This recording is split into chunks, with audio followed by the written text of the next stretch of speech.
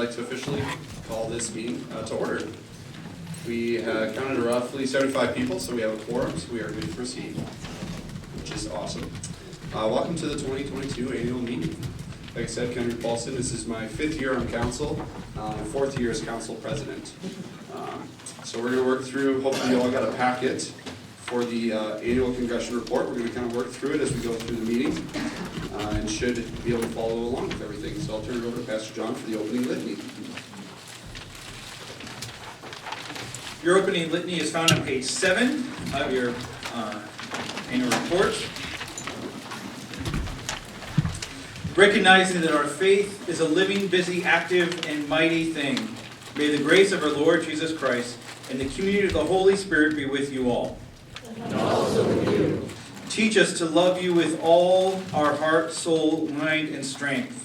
Receive our prayer, O God. Descend on our hearts that we may love others in the ways Jesus loves us. Receive our prayer, O God. Empower us to be enthusiastic in pursuing your vision for our congregation. Receive our prayer, O God.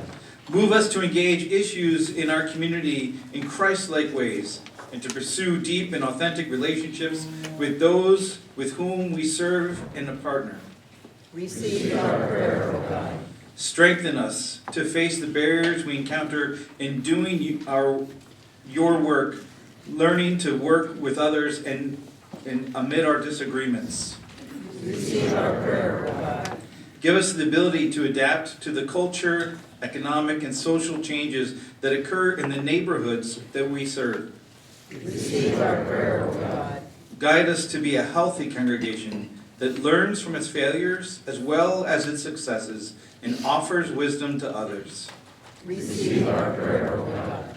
As we strive to become the church that we proclaim to be, raise up leaders who focus on the gospel of freedom, forgiveness, and reconciliation as given to us through God's indescribable act of love in the death and resurrection of Jesus Christ. Renew us daily in our baptism, that we may discover vitally in our relationships with you, each other, and those we serve in the world. Amen.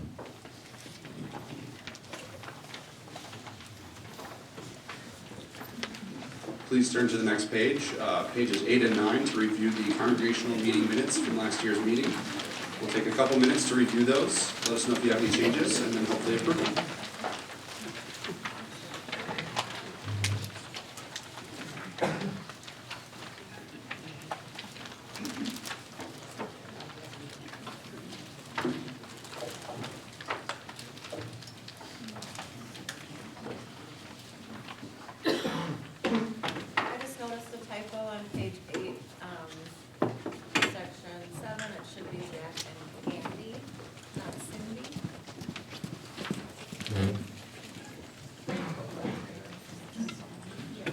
So we had a change. It says it should be Jack and Candy.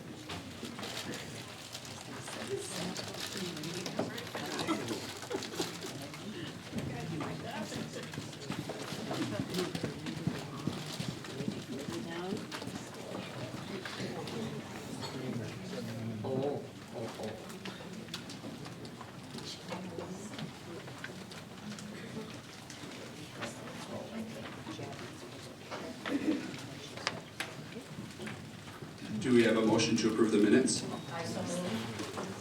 Do we have a second? Any further discussion on the minutes? All those in favor of approving the minutes from last year signify by saying aye. Aye. All those opposed signify by saying aye. The motion passes. So I'd like to invite Sarah Sook up to give the treasurer's report for 22, which can be found on page 24.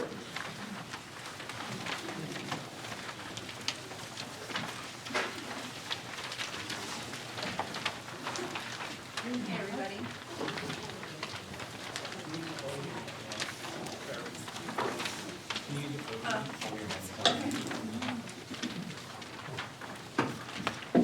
Hi, everybody. I'm Sarah Sook. I am our council treasurer, and I will be sharing with you how we performed in 2022. So let's go ahead to the first slide, which I'm sure you guys can't see. I am going to turn this on so I can look at that more closely. You guys- Hello, can you guys hear me? Okay, good. All right. Sorry, I apologize. This is a little small, hopefully. If you guys need to stand up, you can move forward. I think, bottom line here, what I would say is for total revenues, we did really, really well in terms of our special events. So mostly for the spring fundraiser, where we asked for donations specifically for the sanctuary project to keep our loan amount as low as possible. So you can see our special event revenue was really strong. We also had other revenues that came in above planned there as well. For the solar project, we had hoped to bring in enough income to pay for the full project, but we came a little bit short. So I'll talk a little bit more about where we covered that cost from. But the majority of our shortfall for 2022 was in tithes and offerings. So tithes and offerings were short of our plan by about 114,000. So in total, our revenues were short of our plan by about $38,000.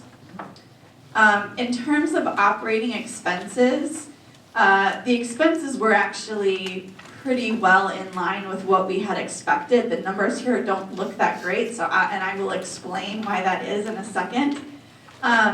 In terms of the operating expenses, the biggest difference there is because we had agreed in last year's meeting that we would give bonuses to the staff, and that money was actually paid for with donations that came in 2021. So it shows up as an expense in 2022.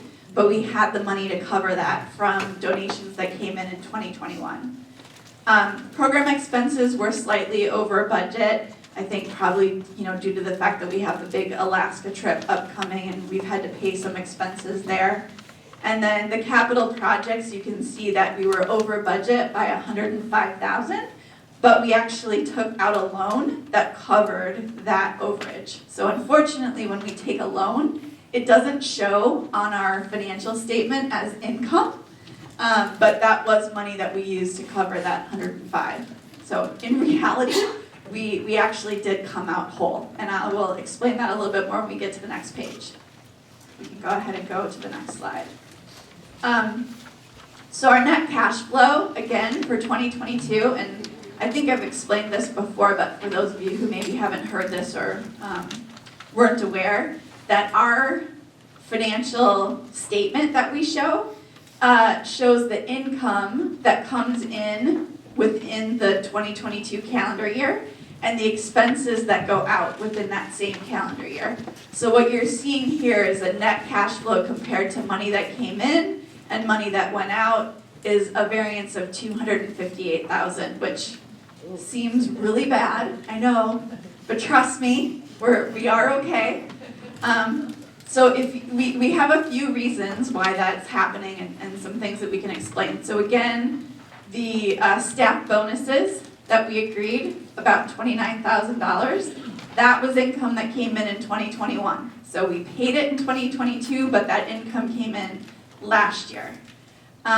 We had $87,000 that came in donations in 2021 for the solar project. So that was another significant amount of income that came in a previous year and was used for expenses in 2022. As I mentioned, the loan, so $105,000 we took out. We actually took a little bit more than that, but $105,000 of the loan amount that we took out was used to pay for that overage that I showed you on that previous page. And then the last thing, as I showed you as well on the previous page, we didn't quite get in enough donations to fully cover the solar project. So we did have to pay for that project with money that is sitting in a fund that we call our rainy day fund.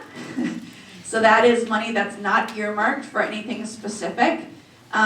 It actually originated from an estate donation from several years ago.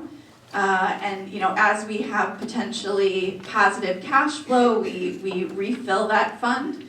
But the plan for the solar project is to pay back that rainy day fund as we see reductions in our energy costs.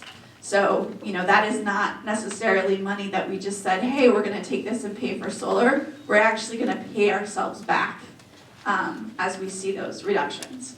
So if you take all those things into consideration, we actually did see a positive cash flow of just over $15,000. So we did come out okay in terms of our books, and that is money that we expect to help pay down that loan. Because it's important to us to make sure that we pay that down and reduce the interest that we're paying there as much as possible. Questions or comments about my numbers? It's a little difficult reading them from this distance. I apologize, it is hard to read. It is hard to read.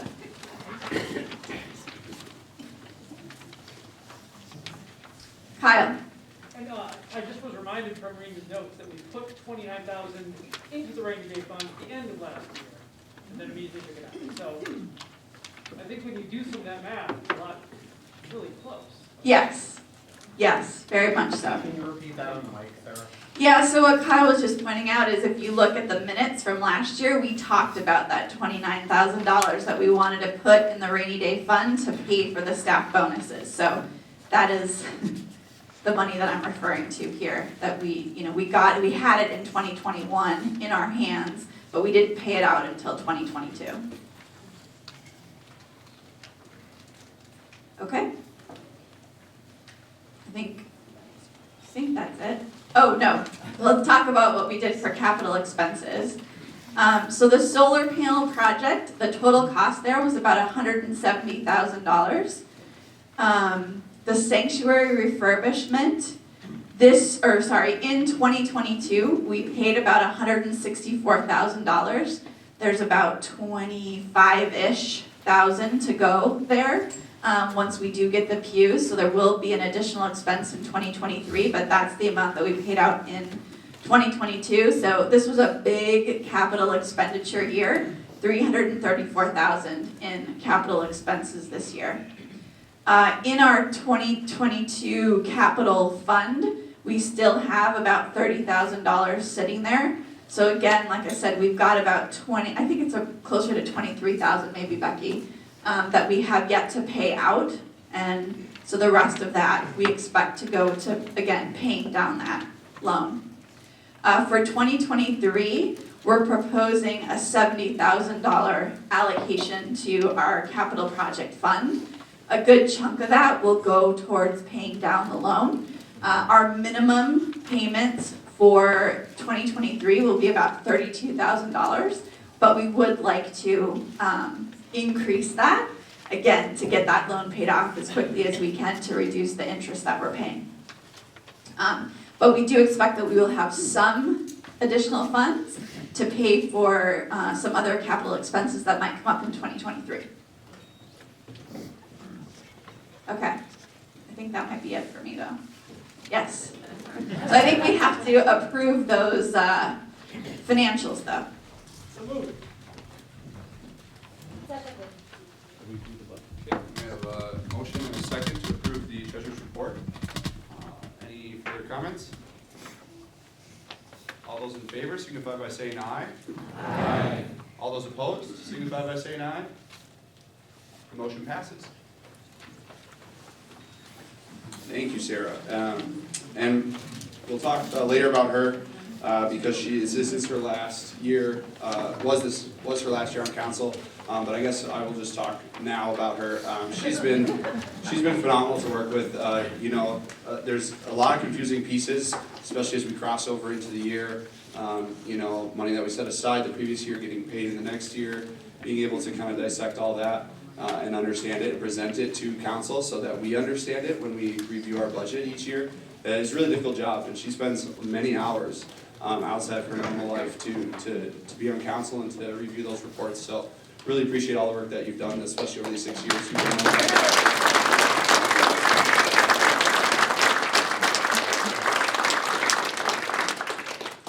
We'll move then into old business. So solar project, she did touch on.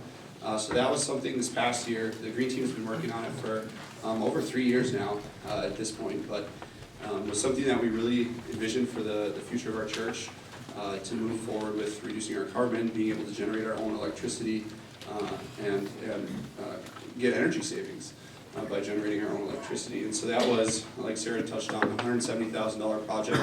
The council was presented by the green team with a $70,000 Kickstarter, and we felt that there'd be more support because that was a small team at the time, that we felt there'd be a lot more support, and I think in total they came in with around $120,000 for that project. So the council did move forward with using the rainy day fund, knowing that we'd get energy savings from the solar and be able to replenish that fund over the years. The total net savings for that solar project is projected around $200,000 for the church over 30 years. So quite a significant investment. If the building's around and the solar does have a warranty for 25 years, so we felt really comfortable being able to move forward, knowing that we'd be able to pay off the project and then likely make some additional savings after that.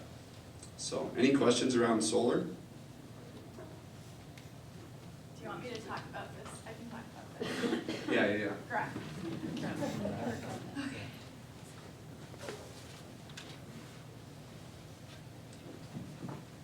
Okay, so again, small numbers, I apologize. It's probably hard to see. If you need to stand up and come forward, please do. I think just the big thing that you can hopefully see from where you're sitting on this graph, this is a graph of our energy costs over the last 2 years. The box over there on the far right shows when we actually turn the solar panels on. You can see a significant reduction in our energy costs from previous years when those solar panels were turned on. So the one thing that I talked about before is this rainy day fund that we took about $52,000, almost $53,000 from to help pay for the project. We are tracking paying ourselves back in that budget. So I'm looking at a couple things. So I've been looking at our bills, our energy bills from Excel. And there's 2 ways that I'm kind of calculating our cost savings. One is in cost avoided, so where we're creating our own energy, I'm calculating the cost that we would have had to pay Excel Energy for that electricity that we're using. So that's what I'm calling cost avoided. And the other thing is solar credits. So as we generate power above and beyond what we use, Excel Energy actually gives us credits on our bill for that. I had bills from July. We started this in July through November. So as of November, we had avoided costs to the tune of about $3,300. So 5 months, we saw $3,300 worth of savings, which was great. The other thing, we did actually get some additional donations that came in after we paid for the solar project. So about $4,400 came in donations. So again, we used that to help pay down that $53,000. So the remaining payback amount right now is about $45,000 in that rainy day fund. Bill? Sarah, can you tell us what it means when the bar graph goes below that line? Yeah, so actually in the month of, so what happened was it took Excel Energy a little bit of time to kind of reconcile the fact that we had these solar panels installed and that we were generating our own power. So they had actually issued a bill, I think, in, maybe even in August initially, that was charging us for energy that we were actually producing ourselves. So in August, we got a gigantic credit because they were like, wait a second, we shouldn't have charged you for that. We didn't actually pay for that, but it just showed up in our bill as a huge credit. So yeah, this is like negative bill, like money coming back to us. So yeah, that was great. The other thing too I'll mention with the solar is I was actually surprised to see that as we generate more power than we use, Excel is keeping track of that and sort of banking that for us. So in like November, for example, where we're not generating as much power, where there's not as much sun, we maybe had, I can't remember, maybe we had snow that was covering for a period of time, but power generation definitely went down in November. They allowed us to use the credits that we had built up and didn't charge us for that energy in November, even though we didn't produce enough energy to cover our electricity costs for the month of November. That was a surprise to me, that they were letting us bank that energy. So, I've been super impressed. And we still see some small charges for peak usage, right? Yeah, so there's kind of the base bill, right? Just because we have service with Excel, there's certain charges that we get that are reoccurring. And yeah, they charge us based on, there's some like peak usage where they look at the largest 15 minutes of power that we're using, and they charge us an extra amount because of that.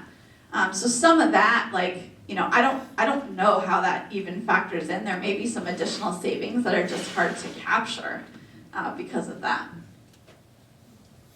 There was another question over here, I thought. It's already been asked. Okay, great, awesome. Okay, yeah, thanks to the green team. This was a really amazing project.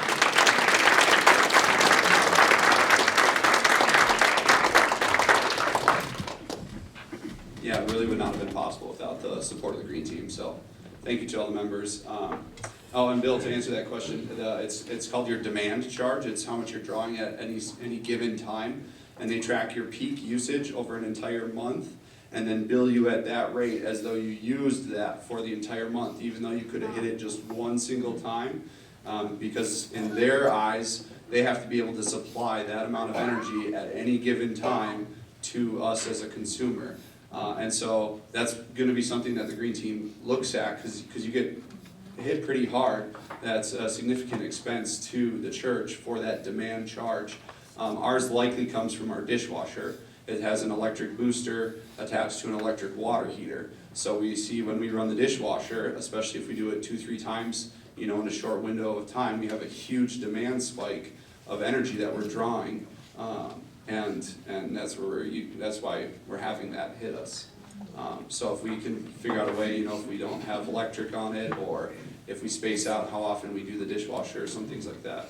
So it's a project for the green team to look at and hopefully find additional savings for the church. Yeah. It'd be helpful to know when the demand times are so we can avoid it. So they're just always looking, every 15-minute intervals, they're assessing how much energy you're pulling. So it doesn't matter, it could be at midnight when we run the dishwasher, but if we run it multiple times in a short consecutive period, they're gonna hit us at that peak usage for the whole month, yeah. So if we can, for example, run it in the summer during a time period that's cooler, when the air conditioning is not running as And the much. AC's not going, yeah. That's an opportunity. Yeah, lights are off, they're looking at your maximum usage at any one time over the entire month and then billing you for it. Yeah, energy is not an easy thing to understand, but very important. Any other questions on solar? Okay, well then I'd like to invite Becky Jerkis up to talk about the sanctuary refurbishment project.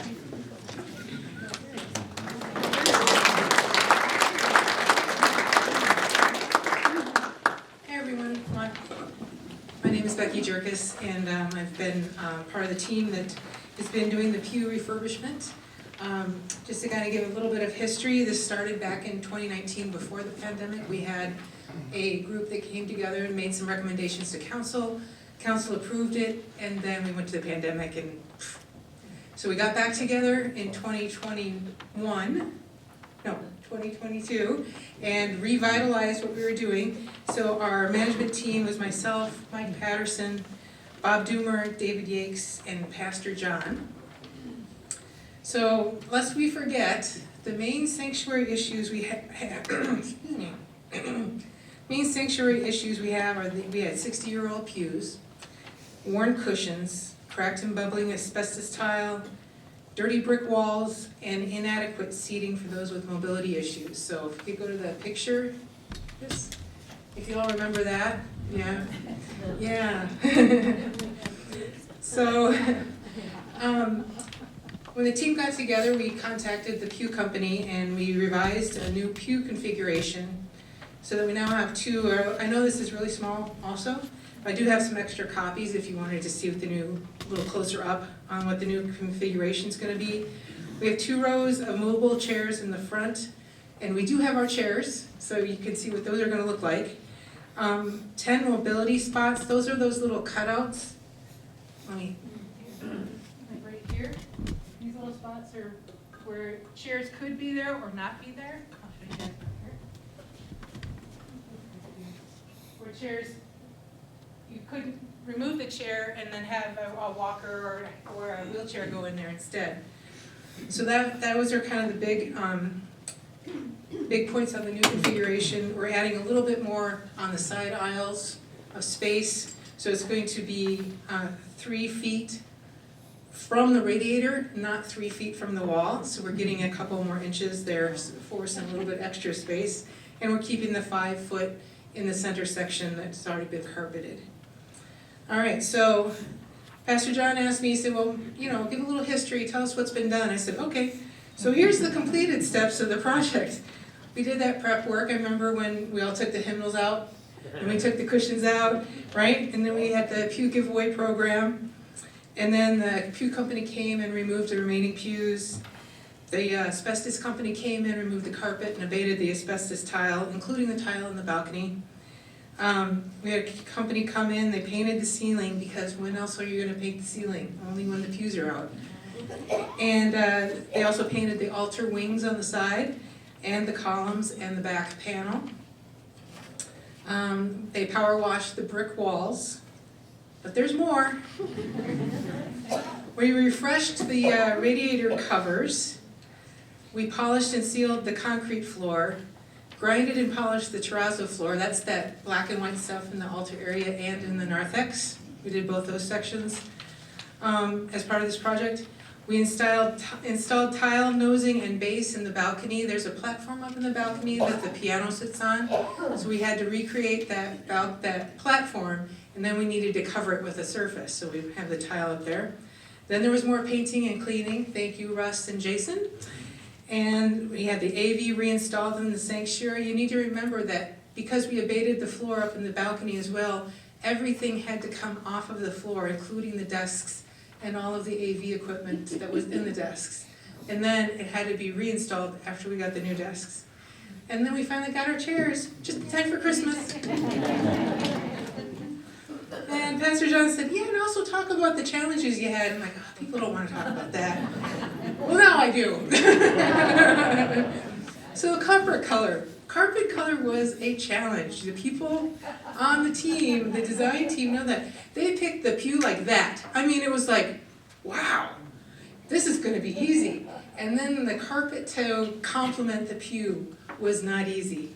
And it was multiple, that was a challenge. But I love it. I love the carpet that's in there now. The radiator covers. Yeah, that seemed like that was going to go easily. I thought for a while that wasn't going to happen, or they weren't going to be back on or something, because it was difficult to get them off. It was difficult to clean them. It was difficult to paint them, because you had to then put them all back up in the sanctuary. Kind of thank goodness we didn't have the pews, because we had a spot to lay out all of the radiator covers. And then Tom Knutson came in and power sprayed them all. So it was like fantastic. And then we had to reinstall them, but then when we reinstalled them, they didn't all quite match up the same. So then we had to adjust the bottom so that we had a nice straight row and you wouldn't hook your you hook your pant leg on the bottom of them, so it was, your covers, that was a hard one. And then the concrete floor, when we started this, Bob Doomer says to me, we should call back all the contractors that came and do that when we do the dedication, and, so they can see the final product. And I'm like, I don't think I'm calling back that concrete guy. We had to do the main floor twice. We ground, after the asbestos was removed, he ground down the floor, and then they put a sealer on. And it looked terrible. And so he had to grind it down and put a different sealer on, and now I like it. And then there's this spot up in the balcony that he had to hit 4 times before I was happy enough to say, okay, you can have your final payment. So I'm not sure the concrete guy's gonna get invited back, but we'll see. Maybe by the time that I'll have, it'll fade away, I don't know. All right, next one, Chris. So our next steps are that we continue, we've got the sanctuary, the project. So Sarah prepared this stuff. These are a detail of the sanctuary project costs, and you can see right at the top, the biggest cost is from the Pew Company, the Radigan Schottler, and then all the way down, and then the total that we've paid so far is $164,000. And we estimate about $24,000 is left, because we do need to do a final payment for the Pew Company once they are installed, and we do have a little bit left to pay to the Carpet One for some tile and nosing up in the balcony. So our total estimate that this is gonna come in at is about $188,000. All right, and then, the capital project one, there we go. You went to. There we go, okay. So this is a summary of our total cost, the loan amount that we've taken out, our interest rate. You can see that we locked in at a pretty low interest rate before inflation really took hold. And then that's our monthly payments. So like Sarah said, we're looking at probably doing more than the monthly payments so that we can pay this off quicker than the 5 years. So there's that. And then our next steps, so we will continue to wait for the pews.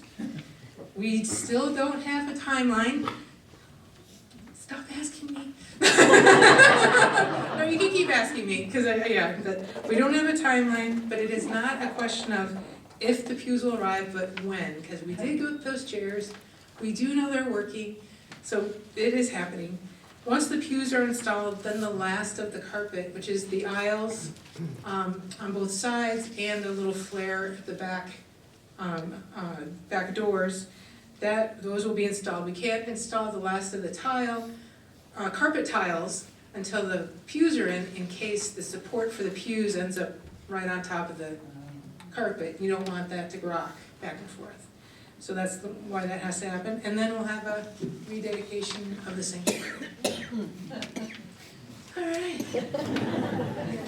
Yes? What's the issue with the pews to begin with? Why did the pews? They ran into a combination of supply chain and employment, just like everyone else. They are in a rural area of Nebraska, and they have difficulty the question is what happened and why are the pews so delayed? And they just have a hard time getting the supplies that they need and the people to do it. Any other questions? Thank you.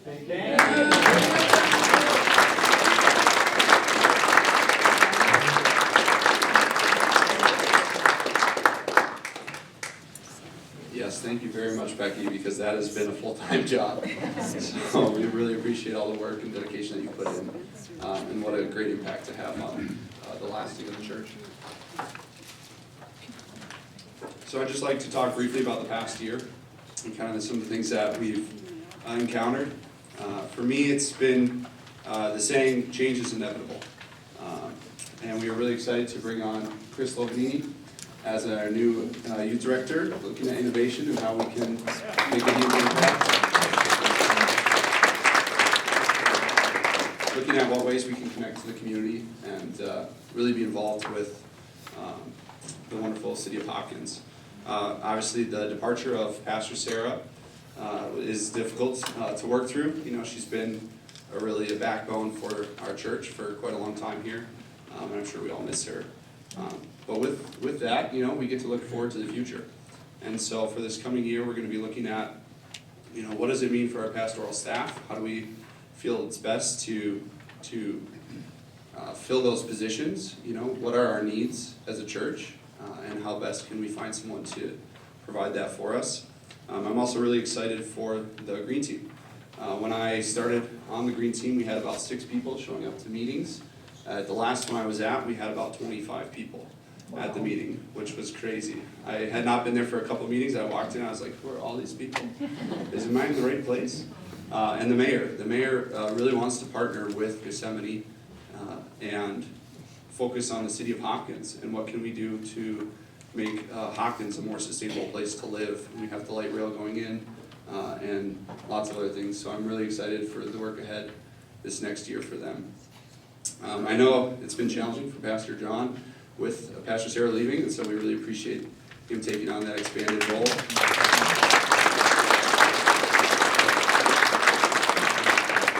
It's not easy to do the work of 2 people, and so we really appreciate you. Although I would say I kind of want to do outdoor worship again because it'd be a lot of fun to see him out there in 4-degree weather.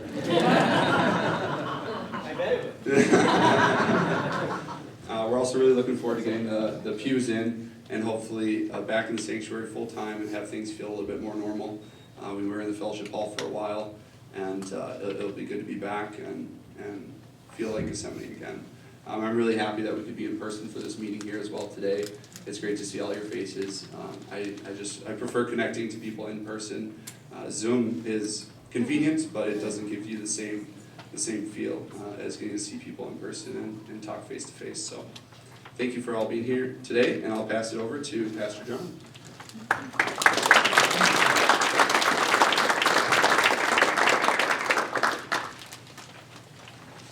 I think it's important to analyze what's transpired over the last several years. You remember the last time we actually had an annual meeting in person?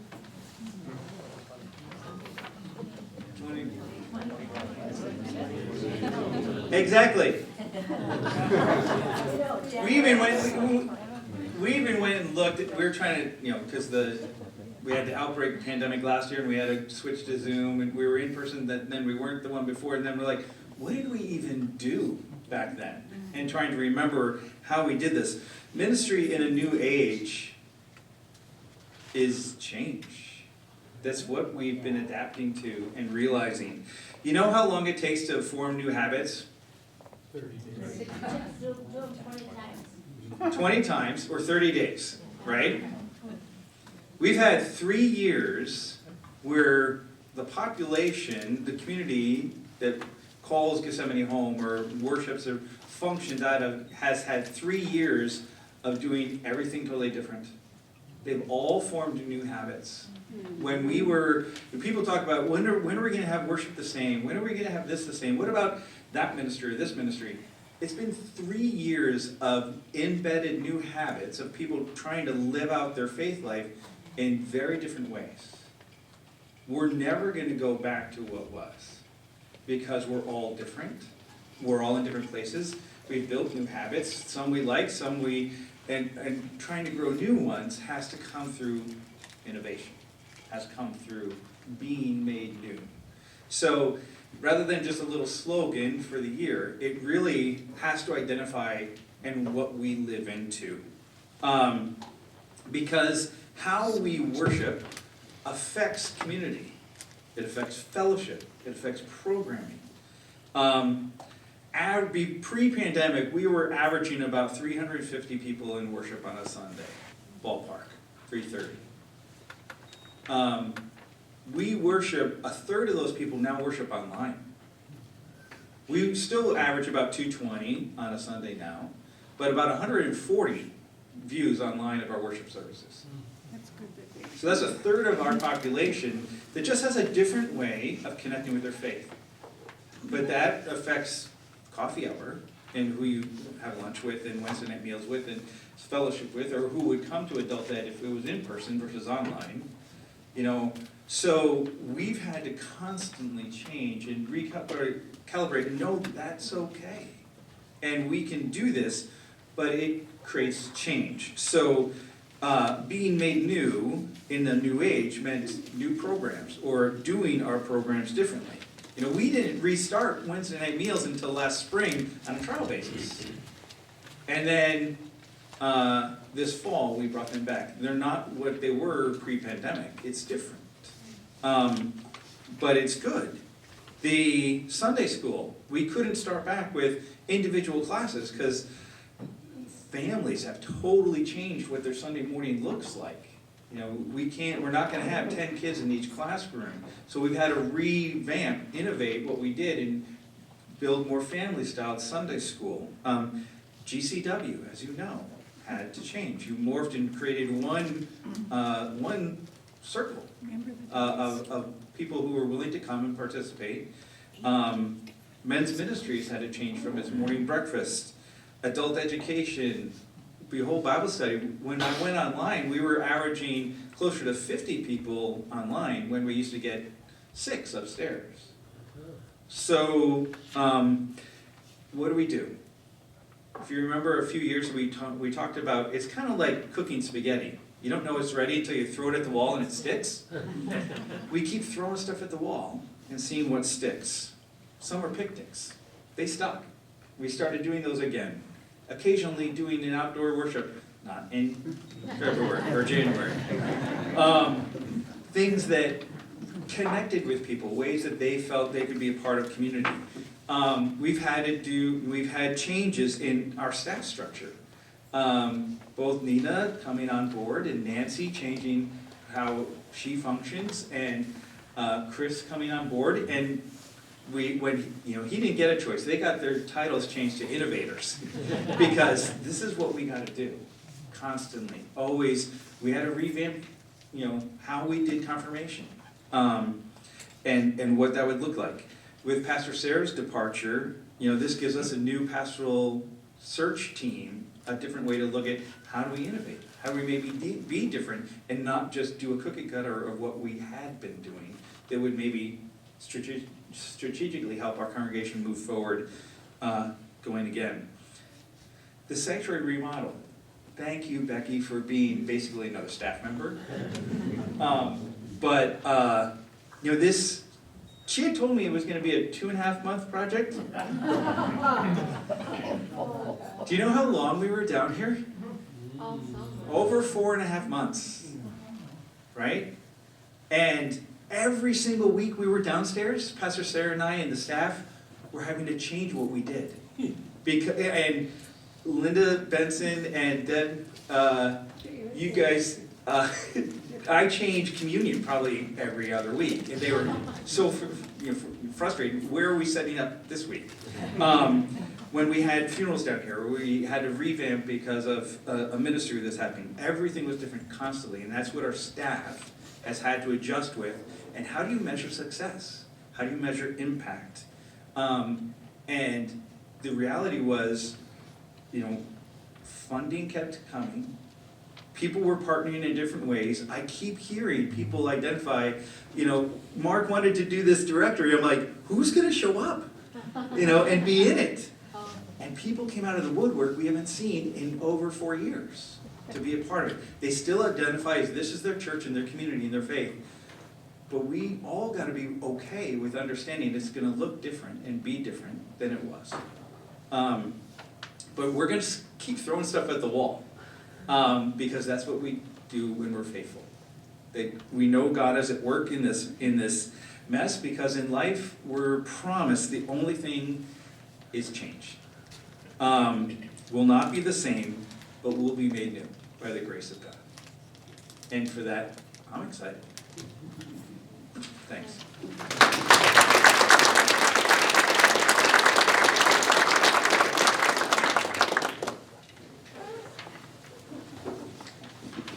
So I'd like to move into new business here. If you could turn to page 21 in your booklet. We can do elections. But before we start with elections, I'd like to invite the council members whose terms are ending. So if you are here, please come on up. We have Cindy Amundson, Cheryl Karstensen, Tom Knudsen, and Sarah Sook.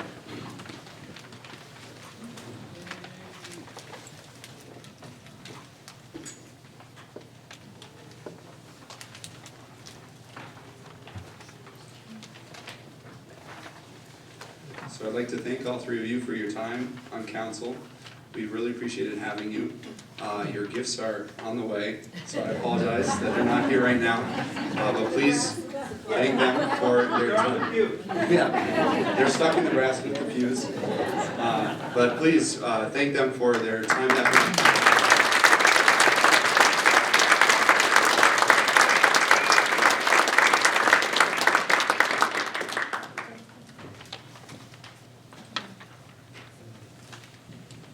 So we'll move into new elections here.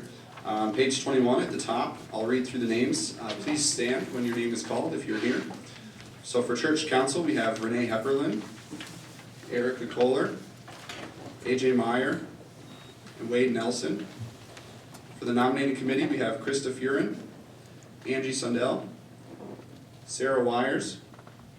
The personnel team, we have Bill Sundell, Gary Boleen, Fred Hedberg, Nancy Pearson, and Chris Radcliffe.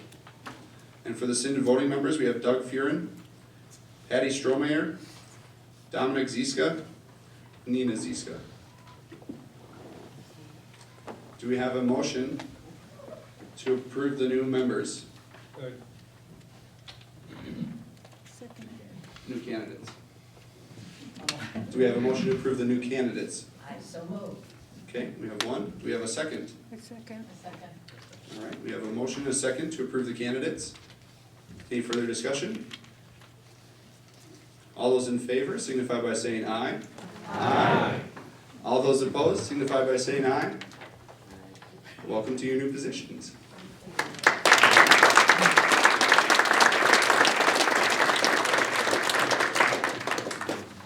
And now we have the 2023 proposed budget with Sarah Sook, if you want to turn to page 25.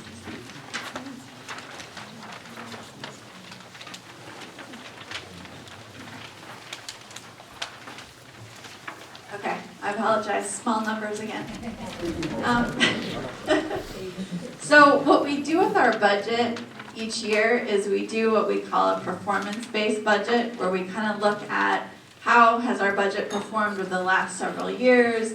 Are there specific activities that we're aware of that will cause our revenue to increase or our expenses to increase or decrease? So it's really a lot of art more than science.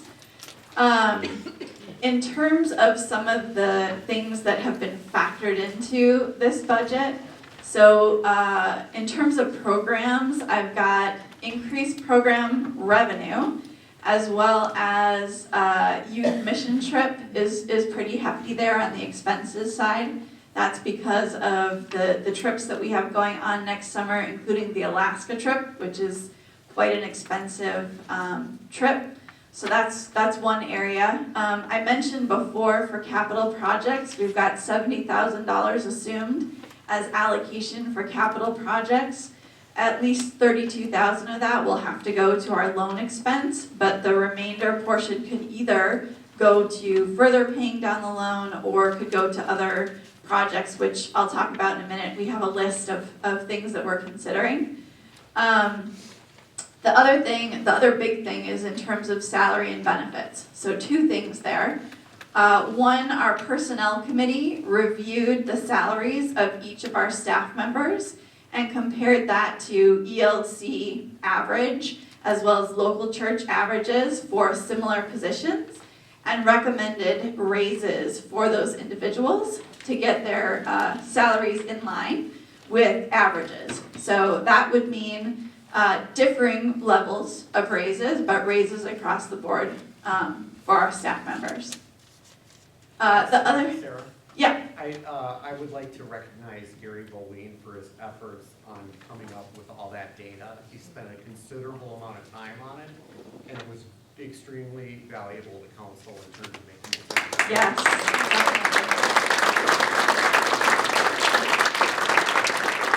Thanks, Bill.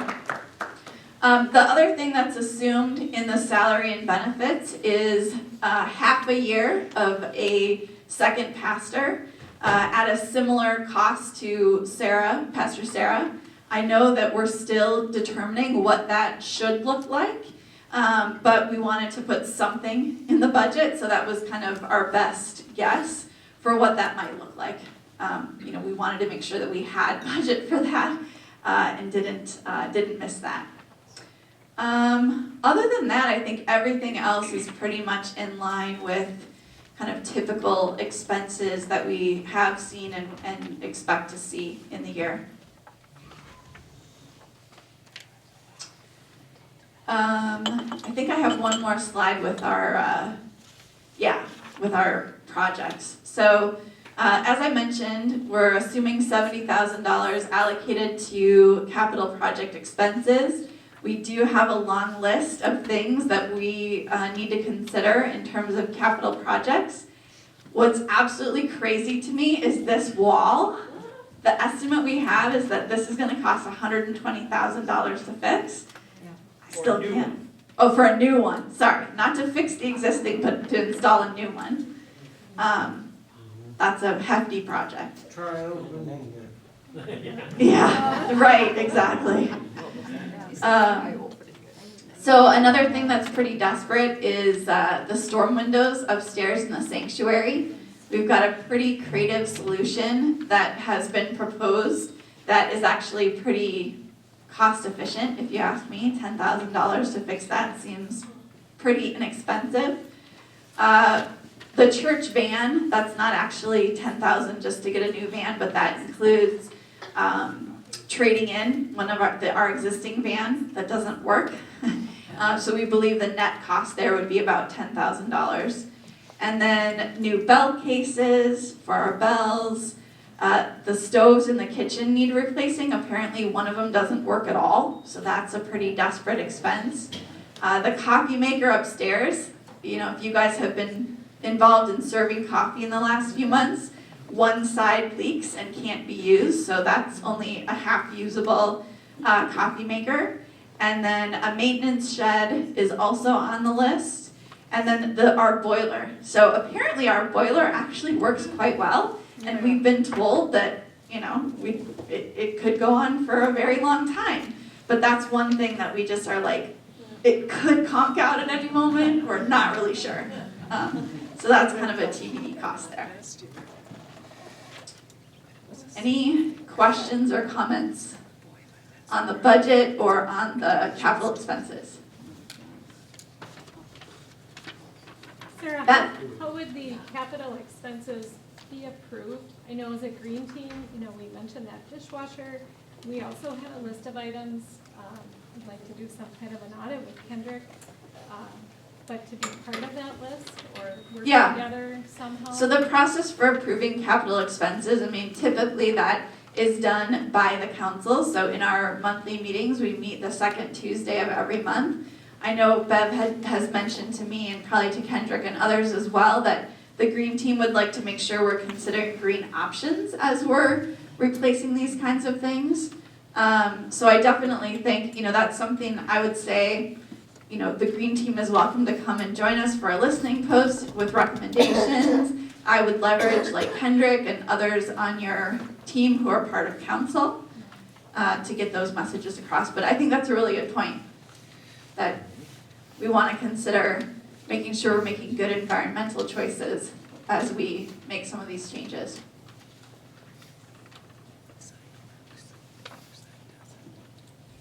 Okay, I think we have to approve the budget.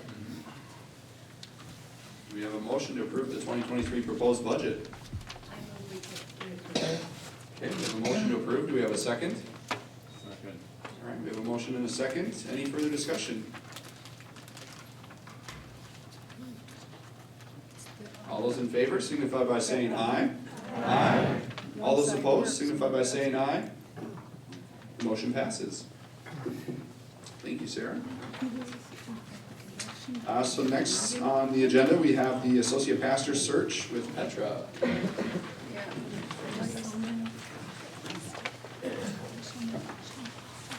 Good afternoon. Hi.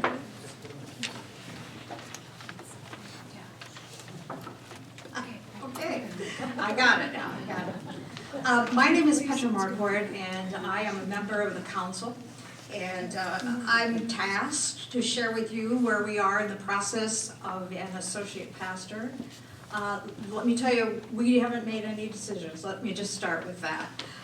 This is a passage. This is a time of transition. It's a time when the church has to stop and say, is what is, do we want that to be in the future as well?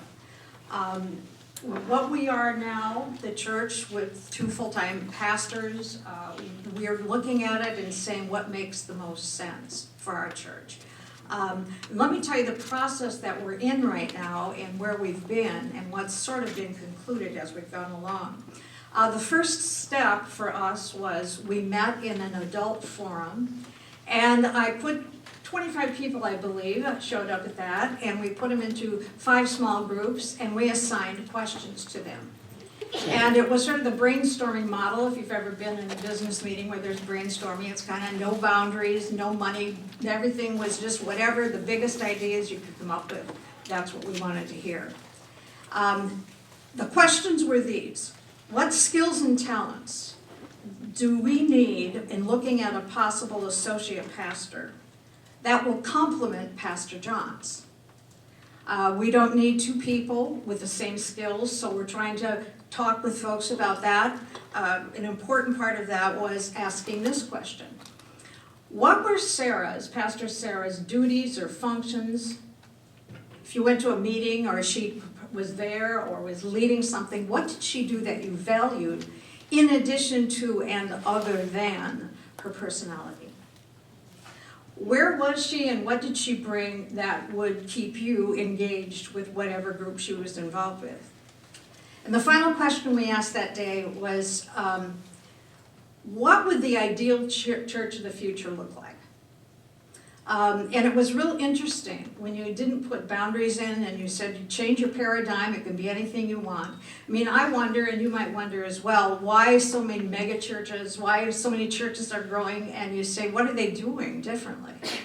What do we need to pay attention to? So in that conversation, which was very interesting, people said things that we weren't prepared for. Things like, maybe if we had a meditation room where we could come and if we're burdened and we're at home, we could go someplace and read or just touch base here. The sanctuary, a place of holiness for a lot of us. To be going in there in the middle of the day and kneeling and worshiping at the altar to fulfill our spiritual needs. These are things that we're talking about now because we're looking at what the church will look like in 10 years, 15 years, 20 years. How do we build the church back to the place it was before when membership was growing? And that's an important part of it. After that meeting, I met with the staff in their staff meeting, and we had 2 basic or major questions we asked. And one was, what do you do? What do you do every day? Because we did not want to look at hiring an associate pastor that had skills that maybe somebody on staff would like to take on. And that brings us to the second part of it. We asked them, if you could do anything in addition to and other than what you're doing right now, what would it be? And so people put their wishes down. I think when Amy first came on board, nobody asked, would you like to make meals on Wednesday nights? But the truth is, what a ministry this has grown into. We don't want people on staff to say, I'm moving on to another place because I've always wanted to do this. We want this to be the place they grow into. And so as we looked at hiring an associate pastor, if we had somebody on staff already that wanted to do something, we may not look for that skill in a new associate pastor. The next thing we did then, in addition to these, is we culled from those conversations sort of the things that emerged coming up of what kind of things are important to you as an associate pastor. And this is the survey that we actually sent out. I hope you all got the copy of the survey. If you did not, we have hard copies here today, and Bill has them in the back of the room. If you say, boy, I didn't do it online, we'd sure like to try and add our voice. Please feel free to do that. This first circle is just simply, are you speaking for yourself or your entire family? We just kind of wanted to have an idea, was this a group decision or just yours? The blue is, it was for me. The red are the people that say I'm speaking for my family. The first question we asked was this. How important is it that the candidate is diverse? And that means a woman, a person of color, a person of gender identity, whatever it might be. How important is it to you? And as you can see, and that's the top group of things, it kind of went all over the board. I mean, it was kind of important, but not totally important, if you can see that. The second one we asked about is, do you need a good speaker or gives good sermons? You can see that down there, that one mattered. You can see that high end, that's, yes, it mattered. I think it's 71 or 90% or something, I can't quite see that. The second question we asked is, does it matter to you, or how much does it matter that this person is an advocate for justice in the global community and has interest in the missions like El Salvador? And that is, you can see the top chart. Low is on the far left as you look at it, not much interest at all, doesn't really matter. The far right is the most important. The second question on that chart is decisive and a good project manager. That was one of the things that emerged in Pastor Searle, and we said, what would you like if we looked at a new candidate that they had? She was decisive, and she would say detail-oriented, and those things that moved projects along, the big ideas were put into action. The next set of questions we asked, not that it matters because you can't see them up there at all. How important is it that this person is a good manager, time managing and so on, and you can see the top one, kinda. And then the bottom and last question is, does it matter how much that this person is an advocate for the Green Team and Sisters in Spirit? Those were some of the things that emerged that Sarah held importance to the people that responded to the survey. So there's where we are. And this decision is going to be made over time. We're going to continue to be dedicated to asking and answering questions. We'll want to make sure your voices are heard if you haven't been involved with anything to this point in time. But this is a time for us to take a look at Gethsemane and say, is the church we have now the church we would like to have in the future? And if not, how would you like to see it change? Any questions? Yes? One thing I don't see on the survey is age. Anything you can comment on that? And the reason why is because Pastor Sarah was similar age to Pastor John. Mm-hmm. And this is an opportunity for us to have something that is a little different, so we're not in kind of that box of. Right. I don't know, was age on the survey as part of the diverse? Technically, it's on there. Age, yeah. Yeah. It was just kind of grouped in. We thought about having a question. Do you want it to be a woman? Do you want it to be young or old? Do you want it to be a person of color? We wanted all of these, and then we realized we'd have 150 questions. So we tried to merge it together. But part of our continued looking into this is going to be asking those finer questions. And age would certainly be a question we'd say, does this matter? Yes, definitely was question 4. Question 4, okay. Yes, on the diversity. Okay. So by diversity, I think different age than Pastor John. What do you think?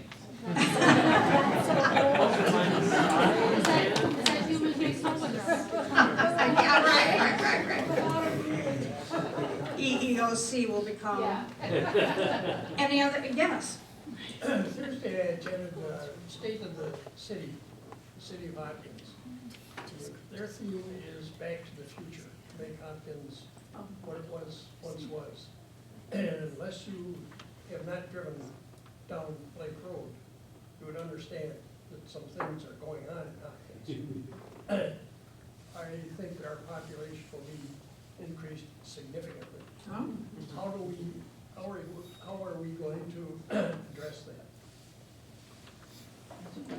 Can you repeat the question? Yeah, I come up here and ask that question because I can't possibly, do you mind or can we use this? Should I start at the beginning?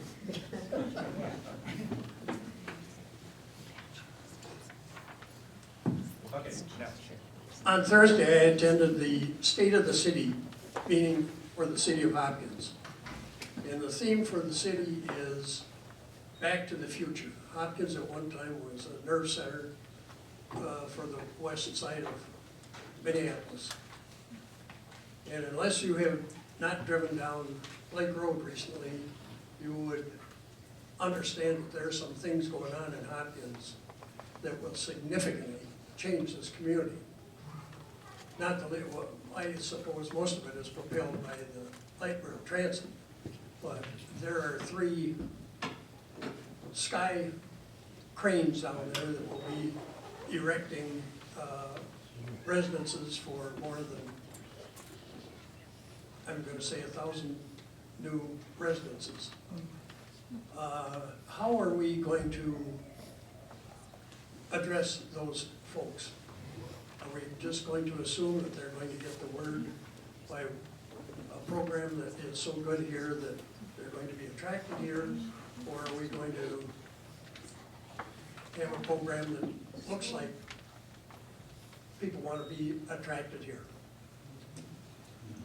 I think this is new information. I wasn't aware that all this building was going on, but I think if the church is to survive and thrive, we obviously have to engage with whatever this plan is. I don't know if that's part of what we're doing right now with the associate pastor. Do you have any pearls of wisdom? Oh, Mark? Can I address this?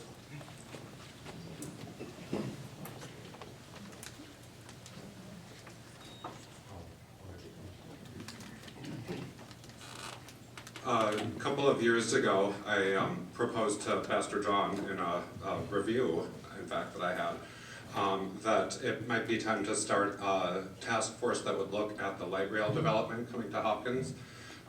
That did launch last year, early in the year, I think. I'm getting my dates a little fuzzy. And then when we learned that the light rail would be delayed even more until about 2027, opening, we kind of put that task force on hiatus for the time being. But the goal of it was to look at other areas where light rail had gone in, especially on Hiawatha Avenue in South Minneapolis and along University Avenue to St. Paul.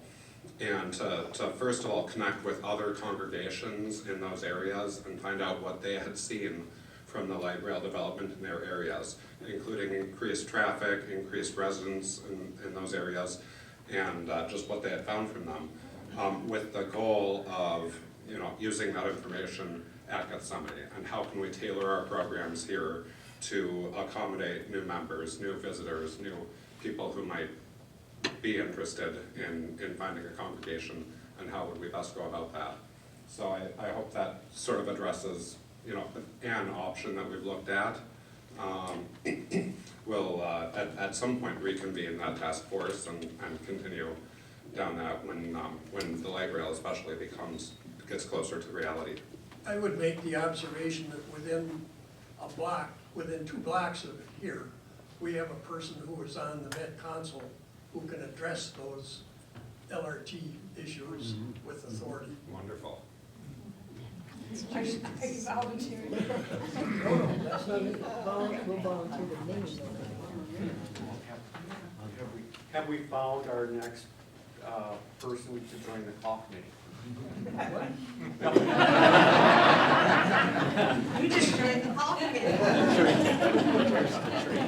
Thanks for bringing that up, though. These are the important things to be in front of us all the time. Absolutely. Anybody else, any questions? I'll say, nice. Give me the nice. Well, I live in that precinct, and so I drive up Lake Road all the time. And it's really, I was an election judge this year, and our precinct is going to grow. The city knows it's going to grow. And right now, we had a nice sized precinct, but it's huge now. They've gotten rid of election judges at, Ability? yeah, Hold it up. Hold it up to your mouth. Oh, okay, sorry.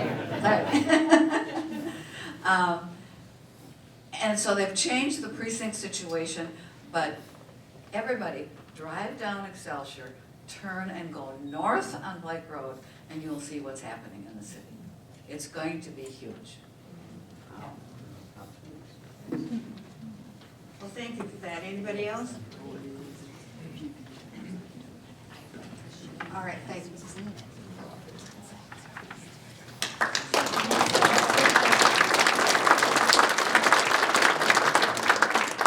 Thank you, Petra. We look forward to the conclusion of the associate pastor search. I'd like to invite Pastor John up now to talk about the new welcome statement, which is back in the front of the booklet on page 7 at the bottom.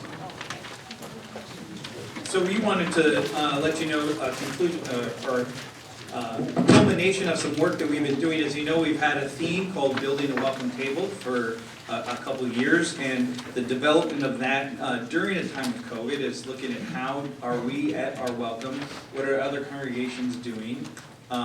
There's a program also looking at how are we welcoming to those who aren't always included or identify as being included in church. There's a program called Reconciled in Christ, looking at individuals that are GLBT and how do they identify as a church being a hospitable place for them, where they can find a life of faith. And while that whole program is a much bigger program to do with people in person, and we weren't able to bring people in during the time of COVID to have conversations, it can be a 2 to 3 year process. We realized that as a congregation, we were already living into a lot of what this concept of welcome is and identifying who is a child of God. And so we wanted to write or create a welcome statement as a council. And so this is what we did. So I want you at your tables to do 2 things. We're going to take 5 minutes. And I want you to share a time you felt really welcome, wherever it was. Where did you feel really welcome? Within the church or the world? Yes, anywhere. It could be at your but at your table. I want you to talk, and then we're going to read this welcome statement. So we're going to first take. I'm giving you 2 minutes for that first question. 1 or 2 people share a time you felt really welcome. Go. I know.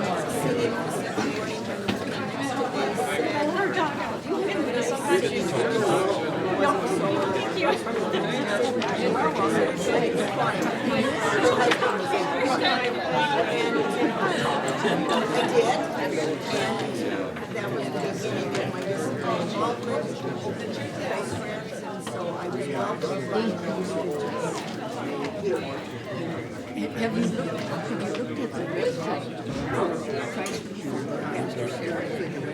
Look at it. They have interviews with people like parents and people who are I've never seen anything like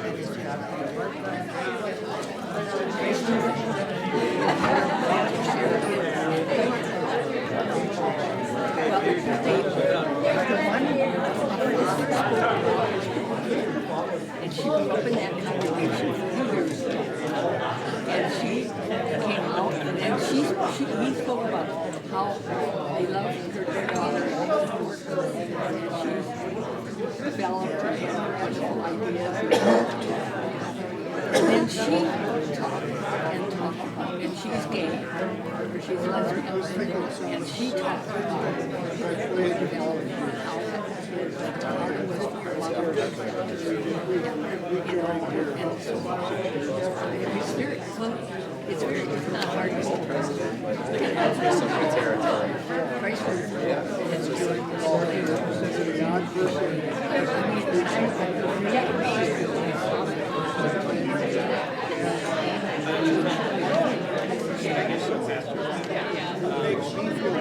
as well.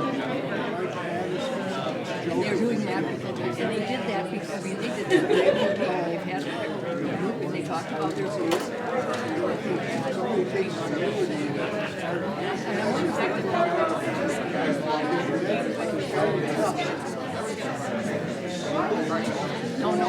this is kind of weird. I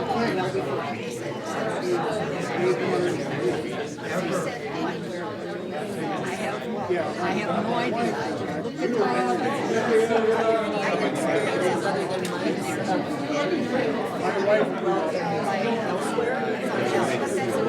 certainly would make you feel well. When we got married, for our church house. That you I got a call asking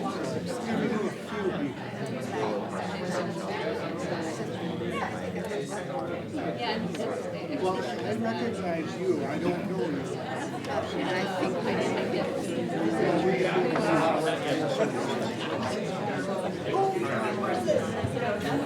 Get kind of used to it. So I think you continue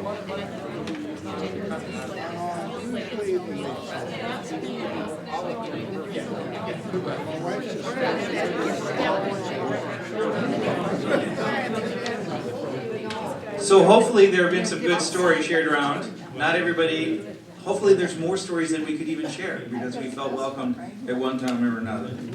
I want you to turn to page 7 and I'm going to read for you the welcome statement that we wrote as a council. All are welcome at Gethsemane. We at Gethsemane are committed to the hard work of learning to be actively welcoming to people of all backgrounds, regardless of race, ability, sexual orientation, or gender identity and expression. We recognize all are wonderfully and beautifully made by God. We are committed to educating ourselves and actively identifying our biases, conscious and unconscious, systemic or personal. We do this because all things that separate us from loving each other also separate us from God. I'm sorry I cut off other people's. In reflection on this, I want you to talk at your table. What excites you about this, or what could be a challenge about this? How can we live into this type of a welcome? What would it take? So there's a yellow slip of paper that I'd like one person to record some of the conversations or ideas.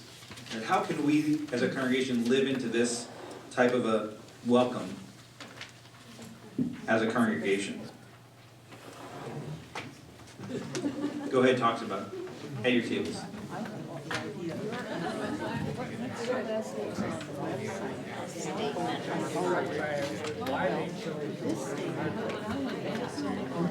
Hard work of learning.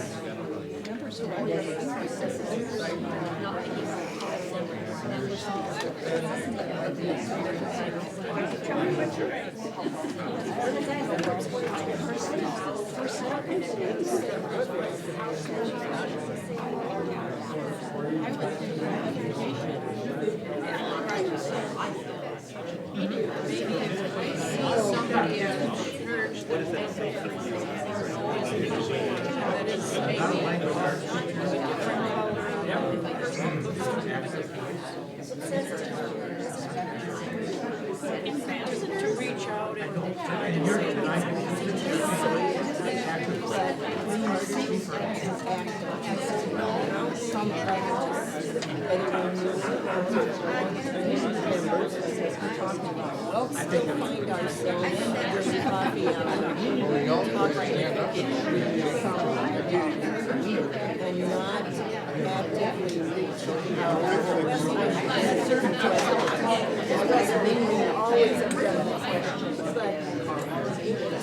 notice people that I haven't seen before or don't recognize and make a point of their relationship. That's what I think we all need to do. And it's not pages, very, in a short, it's just want to touch base with somebody you haven't seen for a whole 7 days. I just want to follow up.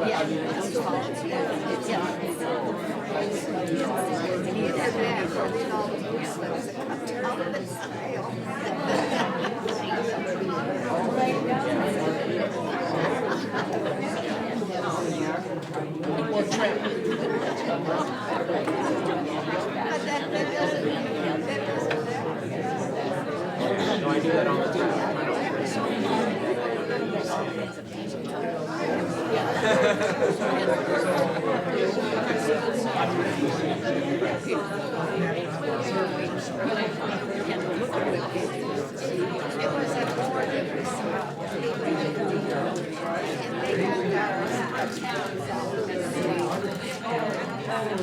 Three children, 5 in the family.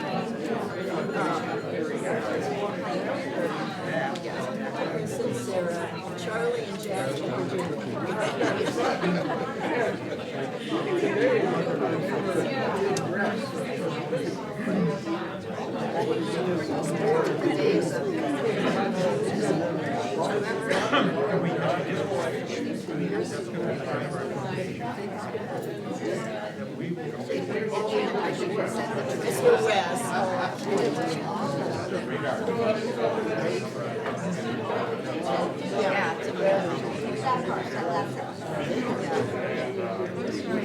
I think the challenges are some people aren't ready for that. I bought a Christmas tree last year. Somebody who had been a member here at Yosemite for years and years. Well, the future, if it's your future, and he belongs to Zion. Black, white lives matter. There was black he left here after being here for 30-some years or something. A long time. He left. I mean, that's a challenge. That's a challenge. Another challenge I think is communicate in general, because now with the internet, sending these messages are a small fraction of what it used to be. Local broadcast radio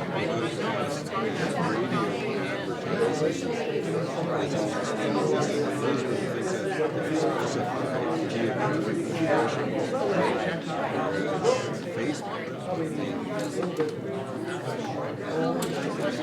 it's hard. I don't have Facebook, so I don't, but it seems to me it's really hard to pinpoint something to a general location. I mean, it is the main broadcast, and that gets you something.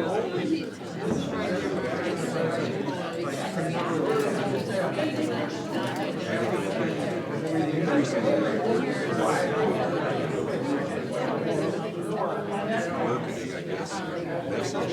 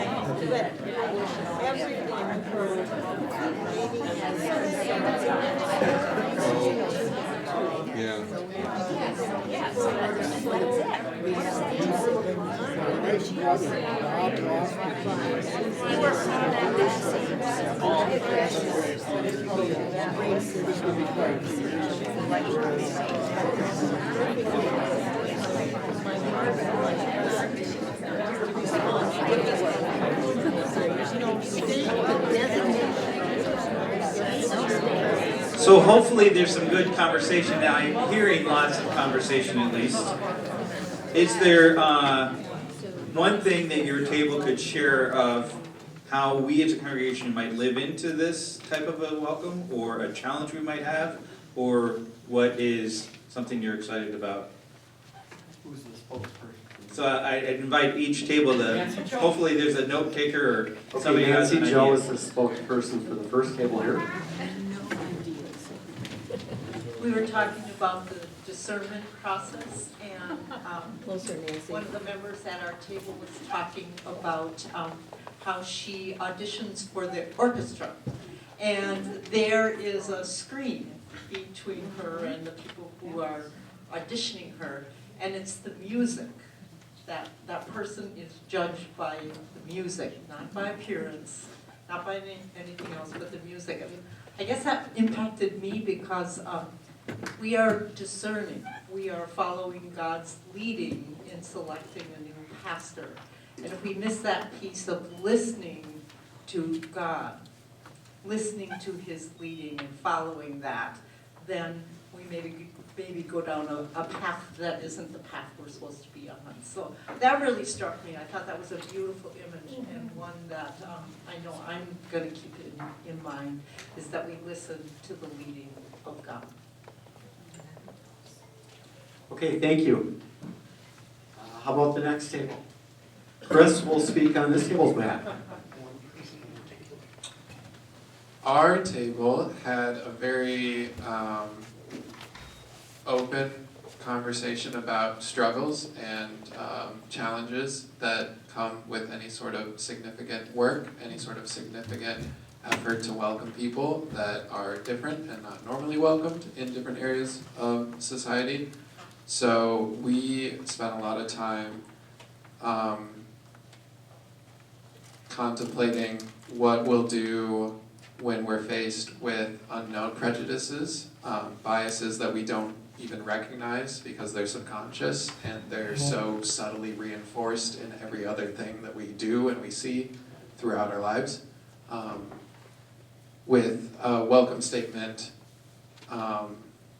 being the first, point of interaction, then how do we make sure that the rest of what we do after they read the welcome statement and they take the risk walking through our church doors, how do we actually make sure that their experience with us reflects the statement?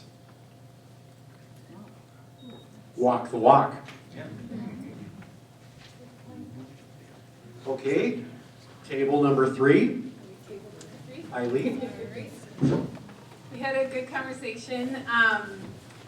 One note is that our congregation doesn't currently reflect the aspiration in the welcome statement, and Hopkins is more diverse than our congregation.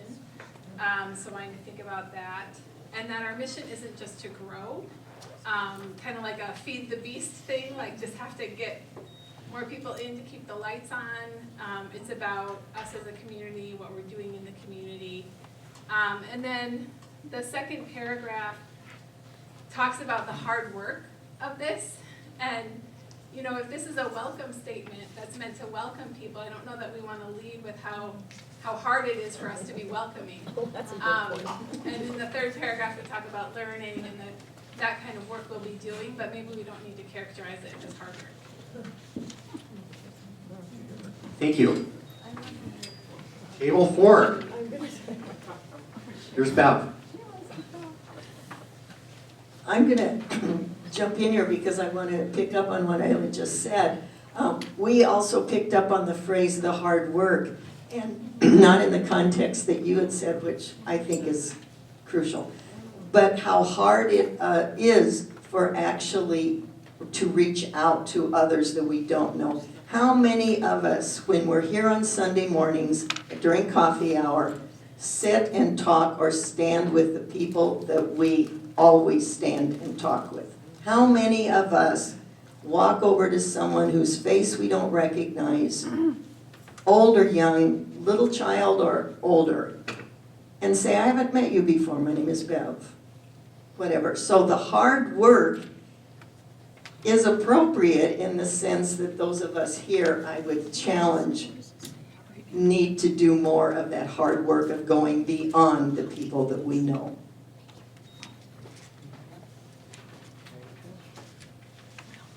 Thank you.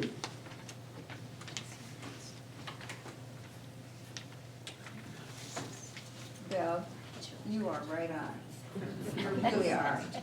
I was visiting with Ray over here. Point it this way. This way? Straight out, yes. It's directional. You have It's to totally speak. different from where I live.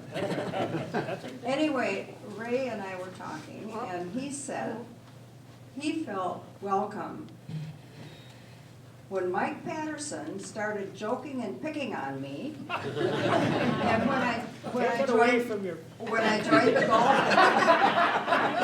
he said, when I joined the golf group, I knew I was in as a newbie.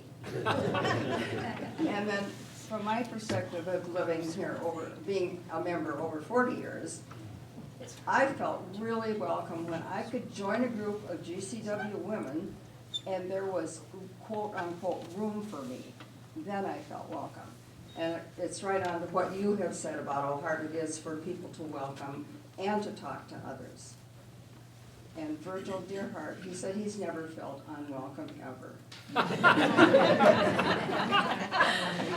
Great, thank you, Shirley. About this table. Here you go. Well, we hit the three topics, welcoming, educating, and challenge.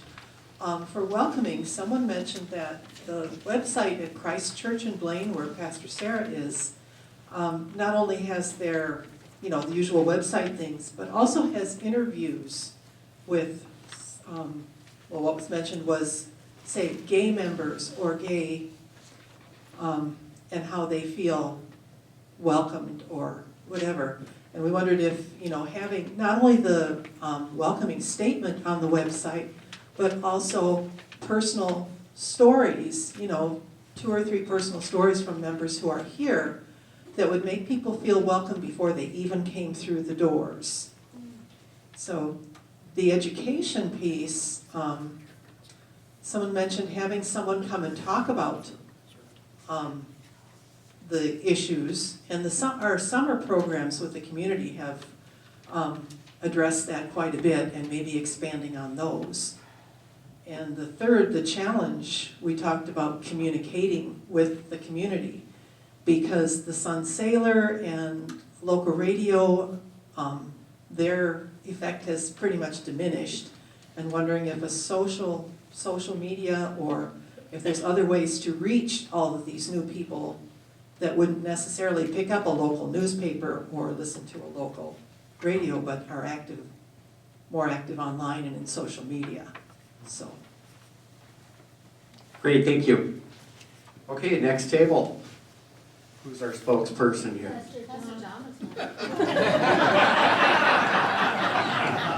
Maureen? We don't have a darn thing on our piece of paper. I was given a defective pencil. We talked about the welcome statement. I personally thought it was too long. I think it gets a little further away from Jesus Christ and what we should be doing as children of God.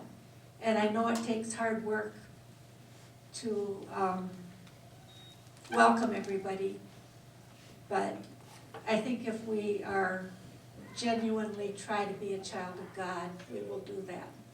Other people disagreed with me.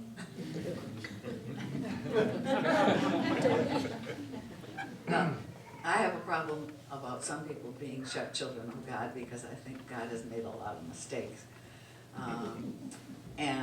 But I did agree that the statement tells me what I need to work on.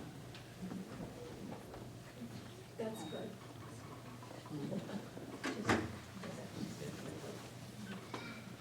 All right, well, our group echoed a little bit, and I'm gonna go a little bit further than maybe what Eileen and Larry said just about the statement being a little bit maybe too lengthy in some ways.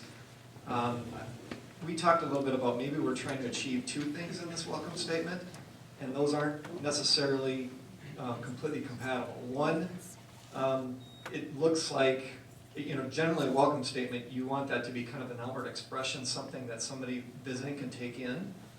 But there also is kind of competing with that a little bit, direction specifically, and I think I think, this was mentioned prior, was that hard work, which it is hard work, for sure, that's not the issue, but that kind of language is more inwardly directed towards the members here. So we may be better off having a statement that's more simplified and very narrowed for those that, at the bottom of a bulletin or on our website, that's directed towards those that are visiting versus what we're telling ourselves to do. And that would take the form more of a mission statement of what we are about. And that actually could be, again, a mission statement, and then you'd have some bullet points that kind of describe what that mission statement is really alluding to in that broader language. And then there's two other things, going back to that previous question, that I think we had shared stories of where we felt really welcomed. And I caught two themes in that. One was obviously that community connection of having something in common with others that are there, but also that element of being surprisingly welcomed, like meeting or exceeding beyond your expectations what you thought you were going to. You went into someone's house that very warmly received you, or you were in an environment where you were not expecting to be really a part of something, but you wound up being very much a part of that. So just kind of that surprising element. Just mentioning these as something that maybe we can grow in terms of how we put that into words. Did I capture that? Great, thank you, David.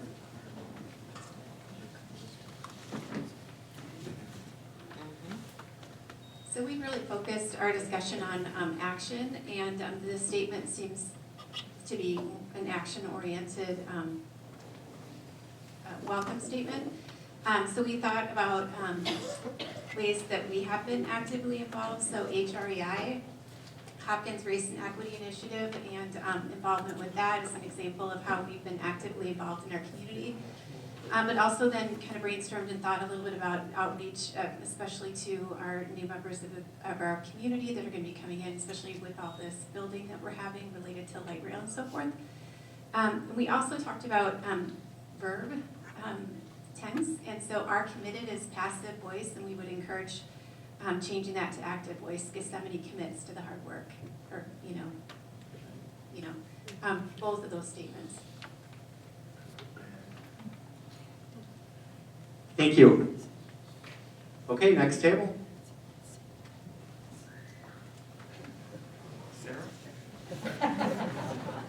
Hey again. Okay, so just a few of our thoughts.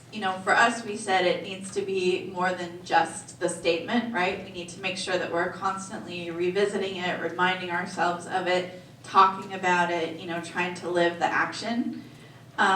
The other thing that we said too is, while we believe that, all people should be welcome and are welcome, how do we also make sure that everybody feels welcome even if they have a differing viewpoint than us, or maybe don't have the same feeling of openness and acceptance. So it's making sure both, everybody should be welcome, not just only those of you who have the same viewpoint as I do, or as the majority of our congregation. So that was the other thing we talked about.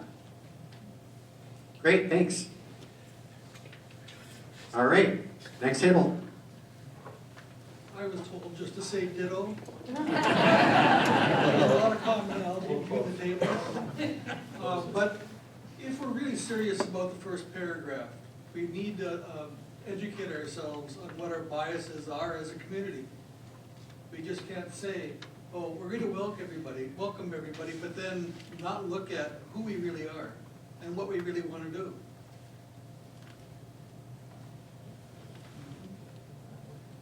Thank you. Cheryl? Big ditto to everything else. We're at the end here, and it's a small table, so we've covered a lot what everyone else said. A few other points that were jotted down. one, it was mentioned, we want to be inclusive but we don't want to exclude anyone that, meanwhile, reiterated that we're all, basically, we're a child of God. Being a Christian is, yes, I believe in Jesus. Well, why do we need to work with all this stuff beyond that, Couple other things here, sorry, I didn't do the notes, and I'm sorry, I can't read it right now, so, but that's about it. Do you guys have anything else to say?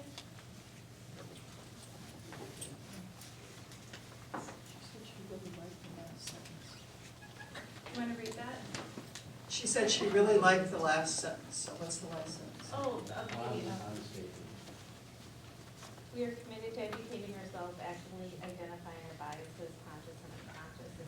That's not that. But we do this because all things that separate us from loving each other also separate us from God. Yep. Okay, I don't think we've heard from this table yet. Here you go. Well, I'll say ditto too. But one of the things we talked about is at one time, when you came to church, there was a pad and you would write your name and pass it down. And we talked about doing something like that again. A lot of times you know if people are new, but a lot of times you don't, or they're visiting. So that was one of the things we thought. Great, thank you everybody for your input. So one of the challenges of leadership is working in a vacuum, and we need to have these.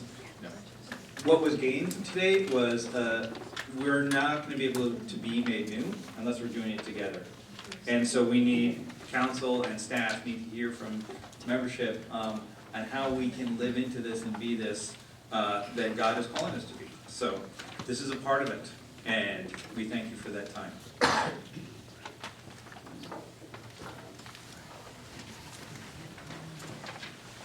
Do we have any other new business that anyone would like to bring up?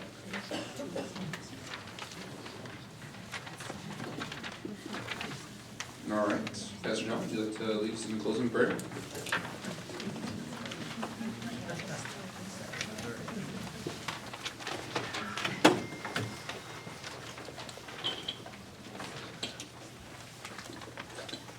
Let us pray. Gracious God, we come as your people. We come with different gifts. We come with ideas, ambitions. We come with hopes and dreams.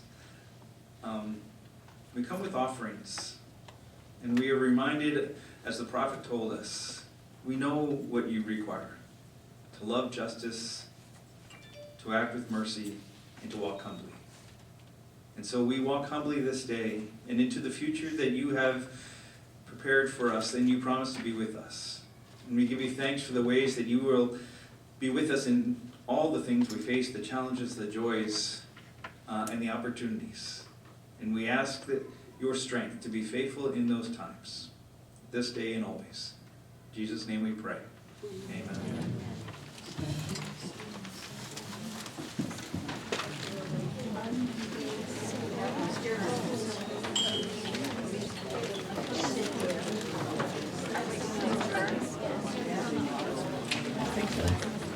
Before we start the closing hymn, just know there's sandwiches and chips and things left over, so please take one with you on the way out if you want. And we're going to do the closing hymn, which is on the back cover of the booklet. Okay, another song. Do you want to stand up? Let's stand up for our final song. Come on.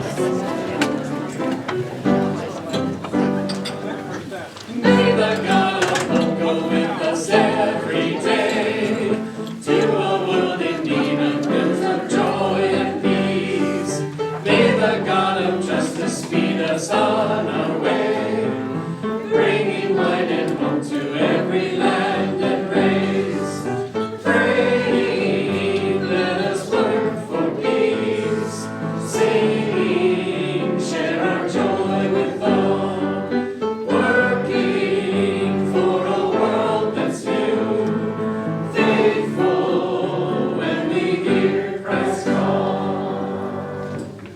Thank you all. Go in peace. Serve the Lord. You're being made new. Do we have a motion to adjourn? We have a motion, do we have a second? Any further discussion? All those in favor, signify by saying aye. All those opposed?